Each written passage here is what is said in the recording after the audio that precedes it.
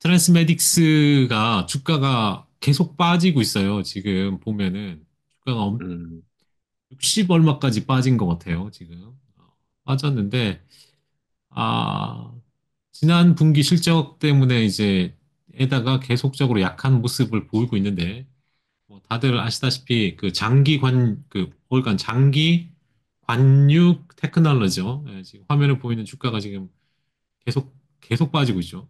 와, 하락폭이 엄청 큰데요? 네, 그래서 이제는 좀 그, 지켜봐야 하지 않을까. 제가 지금까지는 안 봤거든요. 안 보다가 최근 보니까 이제 보자. 예, 좀 주가가 보여서 이제 이걸 보는데 저점 매수죠?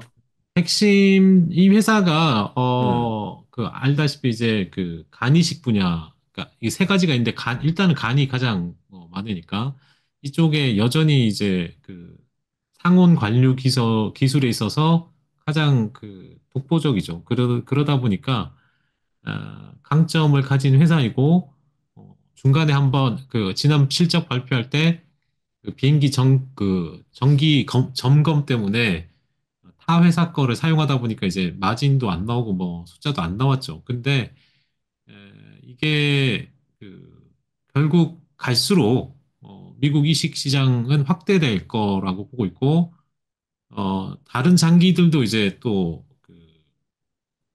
보존하는데 다른 그 수요도 있고 어, 결국에는 이 표준화가 만약 그 트랜스메딕스 쪽으로 그 빨리 되면 될수록 뭐 좀 방향을 잡을 수 있을 것 같은데 아, 그건 좀 지켜보긴 해야 돼요. 그래서 현재 이런 상황에서 이제 그 경쟁사는 이제 뭐 오간 OX라고 하는 그 4만 이게 트랜스메딕스가 10만에서 12만이니까 우리나라 돈으로 한 번 장기식 받으려면 뭐 1억 5천 이렇게 들잖아요.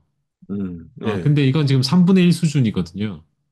그러니까 가격 면에서 저렴한데 뒤에서 이야기하겠지만 보험 적용이 또 트랜스메디스는 또 된대요. 되는 부분이 있어갖고 저 정도는 개인 비용으로 다 안 낸다 뭐 이런 이야기도 하는데 어쨌든 그 일단은 비싼 거에 대한 그 진입 장벽 뭐 이것도 좀 이야기하는 게 있고 신규 진입과 관련되는 부분도 이제 좀 많이 있어요. 저체온 솔루션을 개발하는 쪽.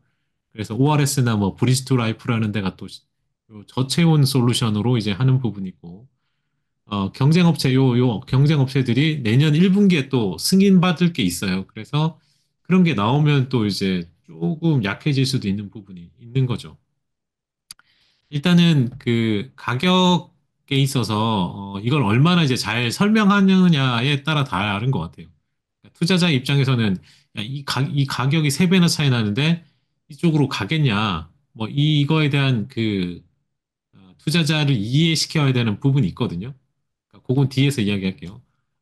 그래서 일단 비용에 관련된 부분, 경쟁에 따른 가격 압박 이런 게 있는데 이번에 그 파이퍼 샌들러 그 헬스케어 컨퍼런스에서 일단 여기 CFO가 교체가 됩니다. 근데 이 CFO가 나가는 게 아니고 어디에서 일하냐면 국가 이니셔티브 부분에서 근무한다고 합니다. 새로운 CFO는 일을 하고 그래서 현재 그 자기들이 1차 기업이 성장한 이후에 다음 성장을 준비 중인데 이 국가 이니셔티브 쪽은 어디냐? 그 미국 내 장기이식과 관련된 그 활용을 극대화하는 그런 이걸 미국 내에서 이제 하는 게 있다고 합니다. 그래서 뭐 의회 지도부든 그 CMS, 뭐 메디케어, 메디케이드 그 서비스 센터, 뭐 HRSA 그 건강자원 서비스 관리국, 뭐 NOP 국가 OSC 프로그램 이런 쪽으로 이제 좀 그걸 좀 주도를 해서 좀 더 키워오려고 하는 거죠.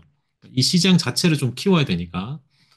그래서 그 요거 CFO 교체와 관련해서는 요런 코멘트가 있었고 4분기에 는 이제 3분기에 그 앞서 말했듯 타 물류 그 비행기를 이용하다 보니까 마진이 떨어졌어요. 근데 지금은 10월 11월은 비행 데이터가 그 좋은 추세로 가고 있다고 합니다. 이거 지금 그 이동하는데 비행기로 이동해야 되니까 그런 건 이번 분기는 좀 좋을 것 같다고 이제 이야기하는 것 같고 중장기적으로 이제 2028년까지 1만 건 이식을 목표로 하고 있는데 그 다음은 이제 1만에서 2만 건으로 가는 그걸 이제 발표할 거라고 합니다. 그러니까 두 배를 늘리는 거죠. 이게 뭐, 엄청 많이 하게 될 해야 되는 건데, 어쨌든, 장기적으로 이렇게 그 계획을 세우고 있고, 또 하나가 그 신장. 현재까지는 그 간, 심장, 폐가 있는데 신장은 아직 아니거든요. 그러니까 내년 상반기에 만약 신장 시장에 진출하게 되면 아마 여기가 모멘텀을 받겠죠. 왜냐하면 가장 많은 이식이 신장 이식이잖아요. 그래서 이쪽에 좀, 내년 상반기에 되는지 좀 지켜봐야 되고, 해외 확장하는 부분, 그 다음에 이 DBD 내사 후 기증이거든요. 그러니까 내사 후 기증 분야, 요거 점유율이 이제 올라오는지, 이게 올라오게 될 때 하반기부터 이제 어떤 좀 내년 하반기부터는 큰그 모멘텀을 받을 수 있는 게 생길 것 같고요. 그다음에 내년에 그 임상 프로그램에 그 심장 폐이식 쪽에 좀 초점을 맞추겠다 이런 이야기하고 간이식은 이제 DCD 그 간이식 시장 쪽에는 이제 이 잠깐 채운 다음에 이제 하는 거죠. 그 부분 있고, 그 다음에 DBD, 아까 내사후 기증되는 부분, 이거를 촉진해야 되거든요. 일단 요거와 관련해서 이제, DBD 부분에 이제 좀 늘어나냐, 이런 것도 좀 보긴 할 것 같습니다.